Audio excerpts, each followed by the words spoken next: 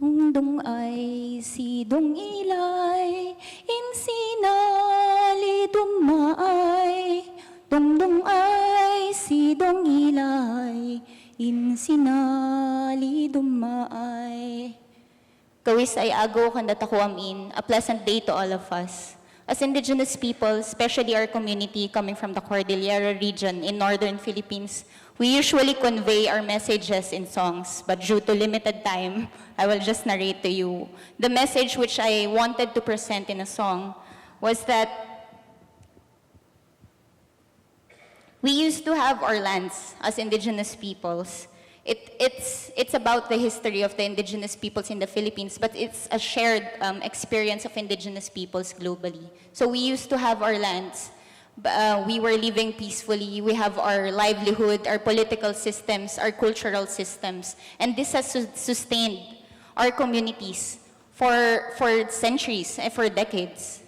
But suddenly, when the foreigners, the colonizers, and the greedy came, we were suddenly pushed out of our lands and we were stripped off of our rights. That includes our right as people and our rights as indigenous peoples. So we can see here about land.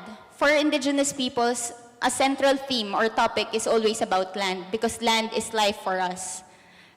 Not just because it's the source of our economic livelihood, but it's the foundation of our political systems, our identity. It is the source of our pride and dignity. Land is a product of our struggle. As you can see here in the photo, you can see a lot of things.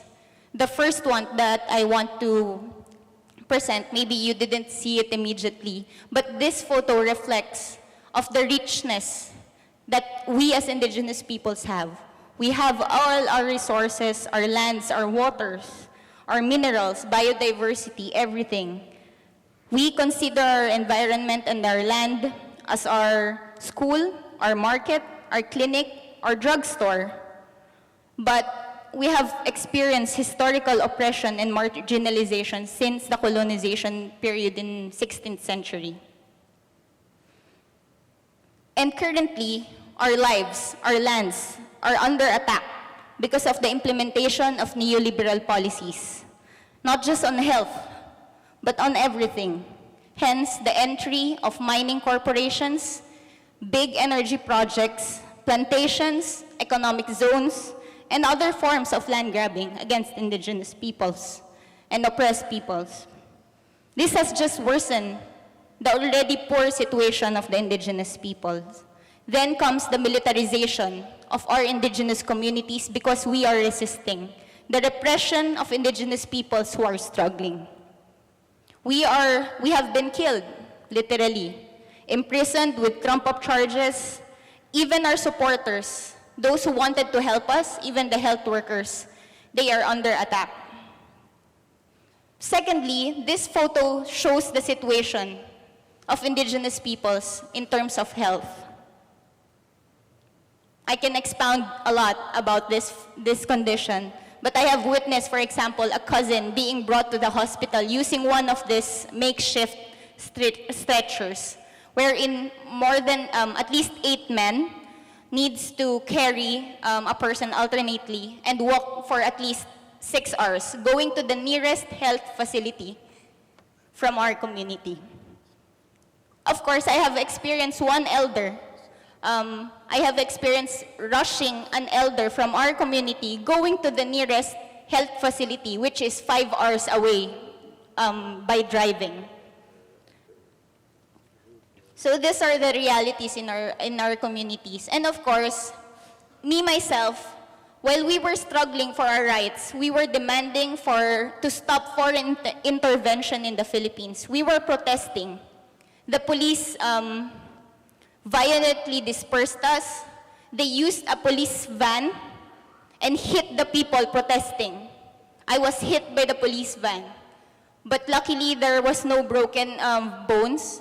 But when I was waiting for the medical practitioners to respond to my needs, the medical practitioners were brought to the police station. They were captured by the police and prevented them to render service to me. This picture also shows, last point, about the resilience and perseverance of indigenous peoples. We are struggling people. We are in a situation where resistance is the only way for us to exist. We assert our right to our ancestral lands and self-determination, and our rights, basic rights as people. We have our traditional systems. We have health practices and even health practitioners, which have existed for centuries, if I may say. This needs to be developed, of course, and to make it more scientific. And since the 1970s, because of the influx of the so-called development projects which threatens our lands and our communities, we have started to organize our communities more than the traditional systems that we have, to be able to educate ourselves, to mobilize our own people. In 1981, we were successful to establish an organization. It's called Community Health Education Service and Training in the Cordillera region. This responds to our basic needs. And with other sectors, what we try to do is to build our own community-based health programs. This forming our health committees in our communities for diagnosis, developing a health plan, providing trainings, campaigns, building projects, for example, medicinal garden, establishing health facilities in our communities, and fundraising for equipments. But most importantly, we need to engage in political and social struggles to defend our rights, what is remaining from us. We need to remind the government of its obligation, and for the government not to pass its obligation to the private sector or the foreign corporations who have clear interests in our territories. We need to call for the accountability of the government, to call for health, to divert funds for health and livelihood and other basic social services of the people, rather than prioritizing debt services or military expenditures. We need to support the workforce that works for the health of the people, so that they may serve the people with dignity.